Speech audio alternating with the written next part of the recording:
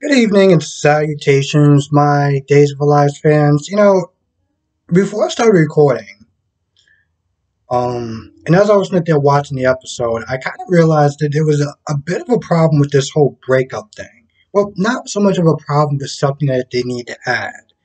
Um, it's another character, another female character. Because I feel like at this point, Allie and Trip breaking up or, whatever. I feel like at this point, who else is Trip going to go out with? Who else is Trip going to actually go out with? If Trip is not going out with Allie, who is he going to go out with? Chanel? I mean, so it's not like there's really a lot of options. And this is something that was kind of bugging me today. I mean, there was a lot of stuff that was bugging me, but this is kind of what just bugging me today, though. Kate finds Allie in the park, and Allie explains everything that happens, and Kay's like, well, you think there's a chance that, y'all can get back together? You can't sit there and think like that. I was like, what are you talking about? Are you kidding me? There's one point, this is when Rome is sitting there talking to Trip. And, Trip tells Rome everything that happened. And, Rome is like, do you think you can find it? Do you think you can find a way to get past it? I'm like, I don't know, Rome. How did that whole Marlena thing work out? How was that? That was a fun experience, right? Are you kidding me? So I get that he's trying to give him words of wisdom, and I get that Allie is his family, so he wants to sit there and try to stick up for her and do the right thing. But at the same time, I'm like, yo, your granddaughter made a vow, and not just some tiny little thing. Like, she made a big vow. Like, you can't just sit there and act like he's just supposed to be like, well, I'll sit there and find a way to forgive her. Like, no, screw that. I, I was so bothered by that. And there was one point where, you know, um, Kate and Allie walk into the pub. And, Trip is about to sit there and be like, all right, I'm just going to leave. And Kate stops him. And Kate's like, do you think there's a way that you could sit there and find it in your heart to forgive her? I'm like, I don't know, Kate. How was your forgiveness with Jake? Are you kidding me? I, your granddaughter or your niece or whatever the hell she is to you just cheated on this man with someone else. And you're going to sit there and say, do you think there's a way that he can forgive her? Are you on crack? What the hell is the matter with you? It just pissed me off. And there's one point where it's like they both feel like it's like they're ganging up on him. Roman's like, well, what's your answer going to be? I, I would have cursed that man out so hard. Allie sees what's going on, and Allie's like, listen, you can't sit there and do that to him. And she pulls him up to the side. And, Trip is, at this point, Trip tells her, like, yo, listen, I mean, the cheating hurts, but, he can't trust her. He can't sit there and think about getting back together with her because every time he's not with her, he has to sit there and think about what she's doing. Where is she at? Like, he doesn't want to live like that. And to be honest, no one should live like that.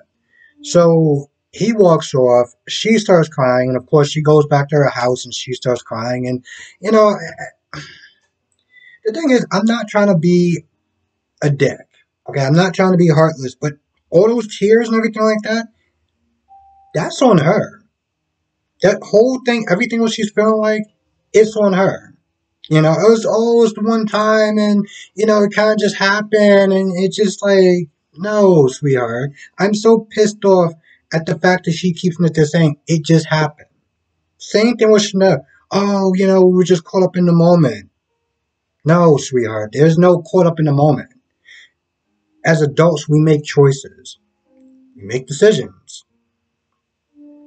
This whole caught up in the moment is BS.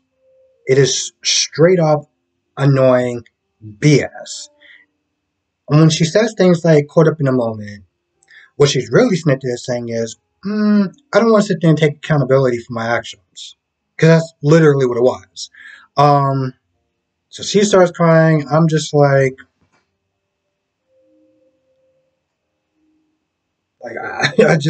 really have no sympathy for her at all. Um, I want to know how do people feel about Sarah being back. I want to know how people feel about Sarah being back. I mean, I haven't been watching this show that long, so it's not like I have a special place in my heart for Sarah and everything like that. But I can imagine if I was a Sarah fan, I would be really disappointed because she's not Sarah right now. She's not Sarah right now. She's Renee Dumont, and I don't know. It just seems kind of stupid to me. But again,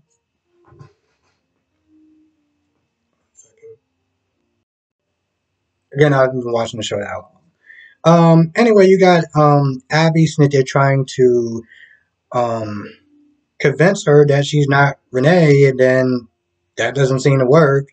And then you get into this whole, I guess, somewhat history lesson about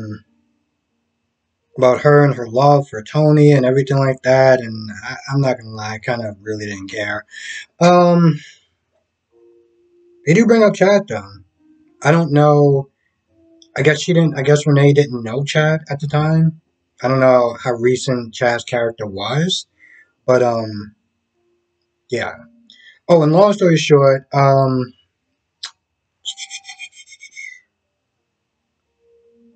Tony and Tony and Chad do wind up they wind up seeing Abby. So he does get a chance. I was sit there and say he rescued her, but he really didn't rescue her because Kristen is still roaming around with a gun.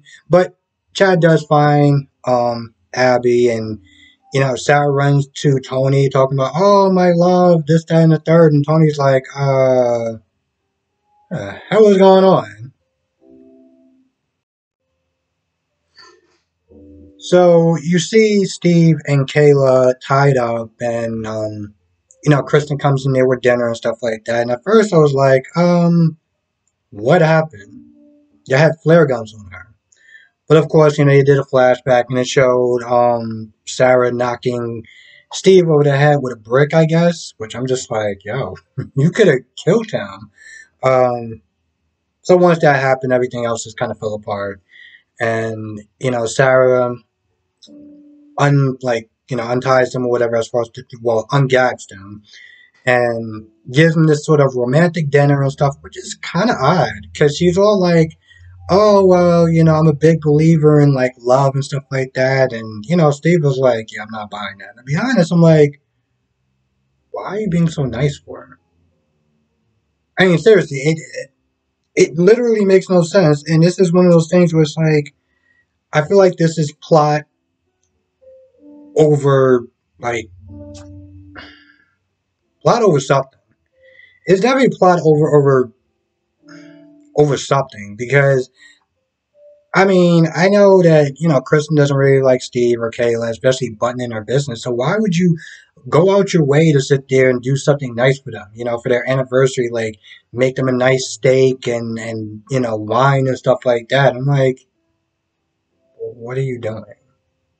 But it does turn out that she does come back downstairs, and Kayla's like, oh well, so you didn't poison us. So Steve said that. And, Kristen's like, well, I might have kind of lied about something. I'm guessing she really did poison him.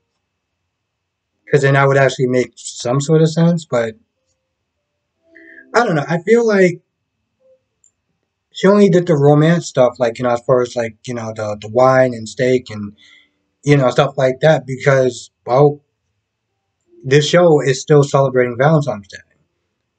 And because of that, you know, they kind of got to go along with the theme. And that's why I sit there and say it's like plot over, not, I guess plot over common sense. I mean, let's be honest. Kristen is still probably angry and pissed off and probably a little hurt at Brady choosing Chloe. So why would you sit there and do something romantic for somebody else when you're just in that much pain? On top of that, you know, they're nothing but a nuisance to you. I just none of that makes any sense. Like it really doesn't. Um. Oh, and Tony was nitty going over his history with Renee and Hannah and stuff like that, and while they were on the plane, because apparently they got the information from Ranger, I guess that's his name. What a stupid name if that's his name. The pilot. So they got the information from the pilot, and that's what led them to Kristen. Which I gotta sit there and say, I'm actually happy that they did that route. Because I feel like, on General Hospital, they wouldn't do something like that. They would sit there and go to the person and try to get the information and this, that, and the third. And then after getting the information, and then they would sit there and go to the place. But with Days, they just kind of skipped all that. Hell, actually, tell you the truth, they skipped the trial of Ray and Melinda. So I gotta sit there and say there's a lot of times I gotta give credit where credit's due for Days. There's stuff that they will skip over some of the more mundane stuff. Kind of wish that Y&R would actually do that.